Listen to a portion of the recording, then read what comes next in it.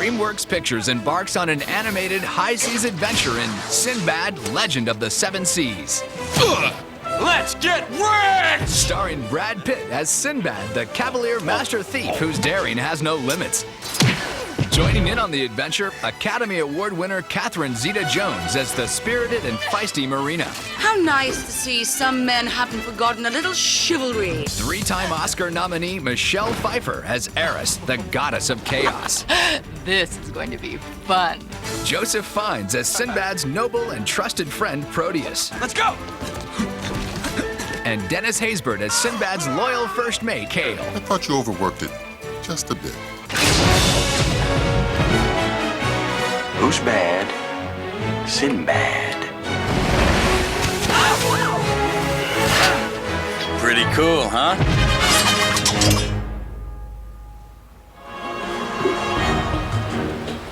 Sinbad is one of those greatest stories ever told. There's Tarzan, Aladdin, and Sinbad's story's never been tackled in animation, and it's got such a rich mythology about it. We are both true to the Arabian Nights' 7 stories of Sinbad, and yet we also take from other mythologies to tell a story that takes Sinbad, that fabulous adventure character, and put him in the 21st century for a contemporary audience. Our Sinbad is the story of a rogue, you know, of a bad guy, and he's a thief, and he's a pirate, and he's selfish. You're just gonna run away?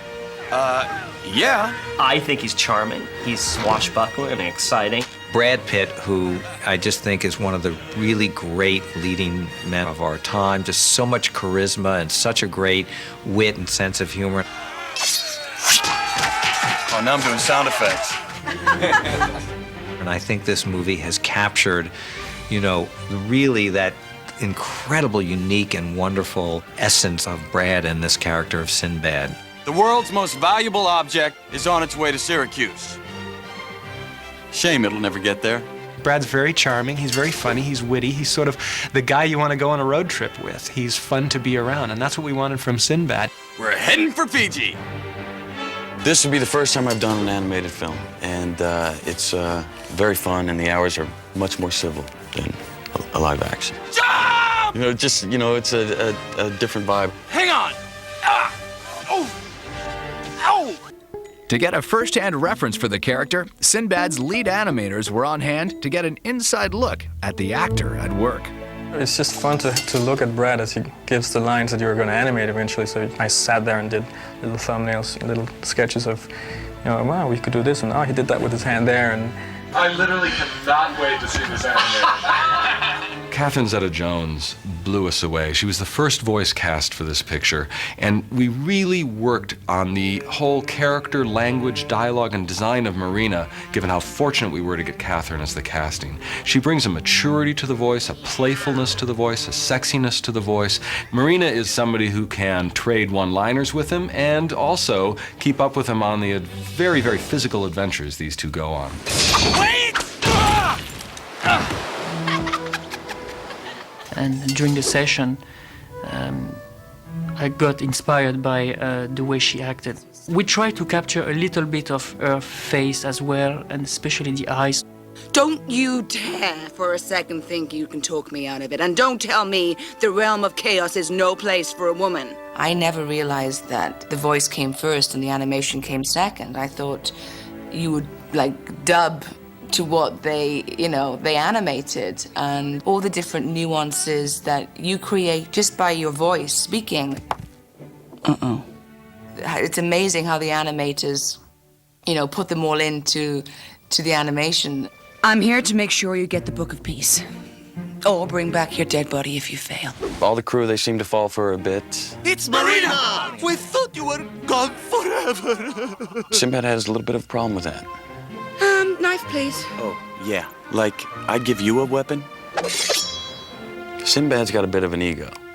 You egotistical. You spoiled. Disrespectful. Deluded. Pretentious. At least I'm not repressed. Repressed? I'll show you repressed. Sometimes that ego gets in the way. She got Cale there, kind of as the right-hand man to keep him on the straight and narrow. I'm only doing this for the money. Right. Cale is kind of like Sinbad's conscience. He's your friend. Listen to you. You sound like my mother.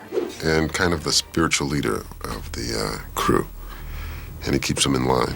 We heard in Dennis this sort of noble big brother voice. All right, man, you heard the captain. Find logs and be quick about it. And we actually added a lot of moments for Cale in the picture that were not there before we began to hear what Dennis brought to the character. Cale! Got it! I think what it is for an actor is that you have no inhibitions, you know, because it's all about the voice. So it really is kind of liberating. No adventure would be complete without a strong-willed, seductive, manipulative, and fun-loving villain. And you are? Eris, the goddess of discord. Eris, the goddess of chaos. Yeah, she's trouble. She's nice looking, but she's trouble. Michelle Pfeiffer brings a sexy, fun voice. She does have a very dark tone in her delivery for Eris, which helped out a lot. And it was great to look at her facial expressions, how she was acting out certain lines of dialogue. That, of course, helped a lot with animating her. When DreamWorks approached me, all they said was the goddess of chaos, and I said yes. It just sounded like so much fun. Like it? Huh. I'm planning on doing the whole world this way. Michelle came in and gave so much body to this character, so much of her ability as an actress really comes through in her voice. Just look at them. I pull one tiny thread and their whole world unravels into chaos. Glorious chaos. Ultimately, what she's after is world chaos, and she's using Sinbad to steal the Book of Peace. Steal the book for ransom, and you'll be rich enough to lounge on an island beach. Steal the book for me, and you can buy the beach. I think that starts out as a game, and she's pretty sure what the end result will be because she is convinced that man is just weak. And Sinbad proves her wrong, and that is frustrating and irritating at the same time, makes it all the more exciting for her. Very early on, we talked about Eris being sort of the product of her own thought, meaning that she could think about something and become that thing. She can think about moving someplace and she's just there. She morphs, she twists, she changes shapes. Eris was the most challenging character in the movie. Who's there? Because just for the design of her, she appears and reappears, and so much of her was discovered in the animation. The Eris effects by nature are almost like silk underwater or cream in coffee. It's unlike anything that has been done in a traditionally animated film before. She's just as much of an effect as she is a character. Make yourself at home.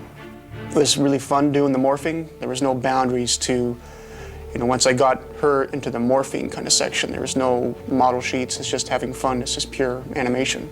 No mortal has ever made it to Tartarus before. Alive, that is.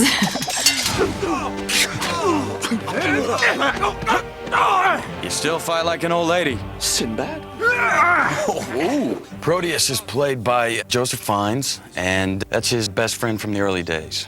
But they come from different sides of the track, Proteus being royalty, Sinbad being a bit of riffraff. So they end up going their separate ways. What happened to you? Where have you been? Hey, love to stop and catch up, but I've got things to do. You can't be serious. You disappear for 10 years, show up and rob me? Actually see the actor perform as well in front of the microphone. You know, pick any hint of mannerisms or squint of an eye that you can actually use as well in the animation. So of course it's great to be there to see that. I mean, Proteus is cut like this, V-shape, noble, great sort of swagger. Incredible. He's sort of a fantasy for a guy. If you want the book, you have to go through me. The retelling of the Sinbad legend wouldn't be complete without seductive, mythological sirens. Come and get it, ladies! Sirens are the mythological women who sing songs to entrance the sailors so that they may crash on the rocks and drown with the girls. I saw her first. The sirens in our film, we really wanted to make them feel unearthly and based purely from water. So we did a lot of development to take animated female figures, but then turn them into like a living fountain, so that when they rise out of the water, they splash like a wave, float in the air, and then disappear into a million drops of vapor when they try to sweep the men off the deck of the ship. We studied rhythm gymnastics, ballet, modern dance, some underwater photography to kind of see the flow of cloth underwater. So we can make them more predator-like or sometimes reptilian-like and very quick-moving under the water. And then when they come out, we wanted it to be kind of like suspended, very ethereal, seductive, just to try to mesmerize the sailors.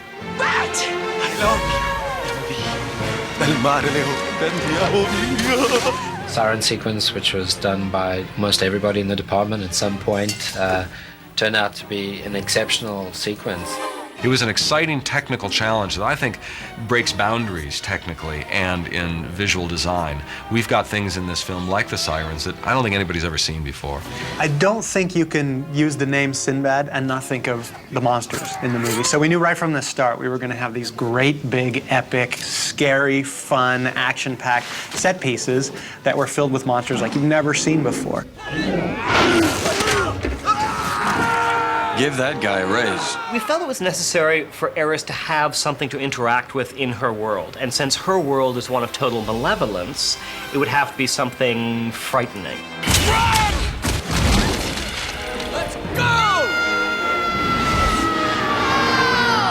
I have a little dachshund. She has a huge scorpion monster. That's Eris. The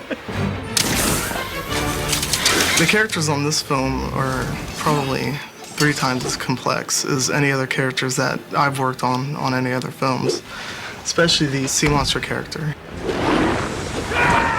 What the? I mean, he's got 8 tentacles, big giant ears that flop around, tons of little suction cups. There's just a lot to deal with.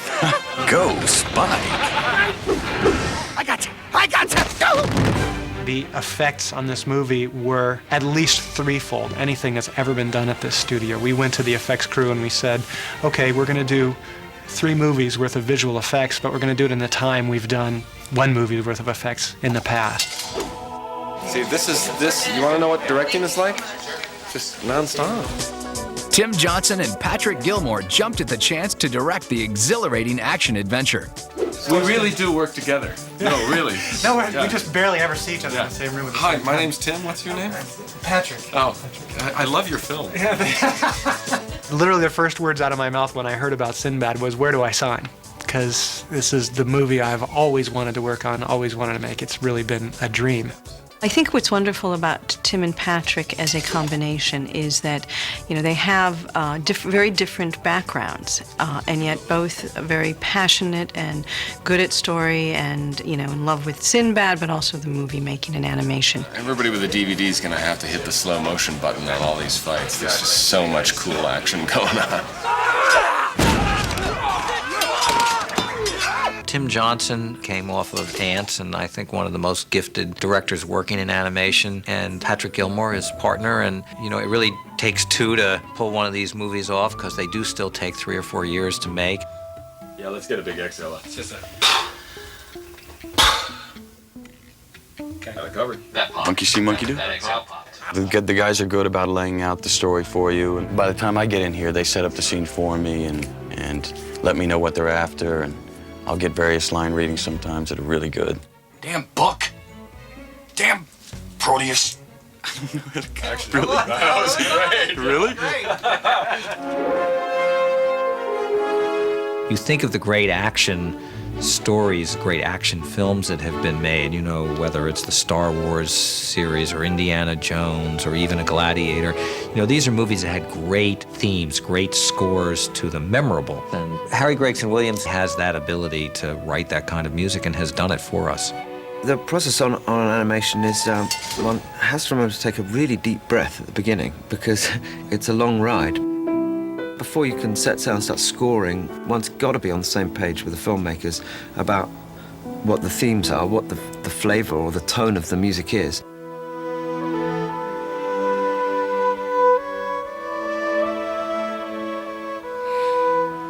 This life suits you. Yeah. I wasn't made for dry land. Everything the character's going through is coming to life musically, and it's an amazing marriage.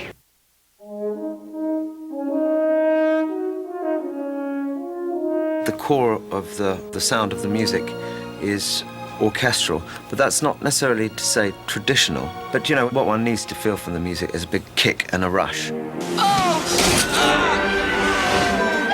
You know, the orchestra's a powerful machine to put behind that. So there's a smattering of ethnic instruments to give the whole thing a flavor, but the engine room is the orchestra.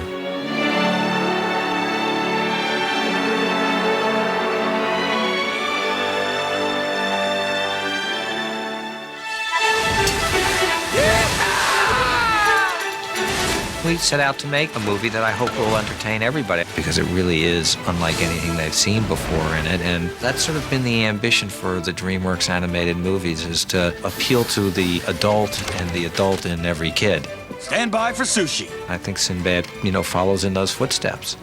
Left, right, left, right, left, right, left, right. I think there are a lot of animated movies made, but there's always something that's special about the stories they choose. This film is full of imagination and it's just vibrant. It's fantastic animation. You know, I have nieces and nephews, and I originally wanted to get in, do something for them. What these guys over at DreamWorks have been after are films that will relate to everyone. Everyone gets something out of. After today, we retire to Fiji.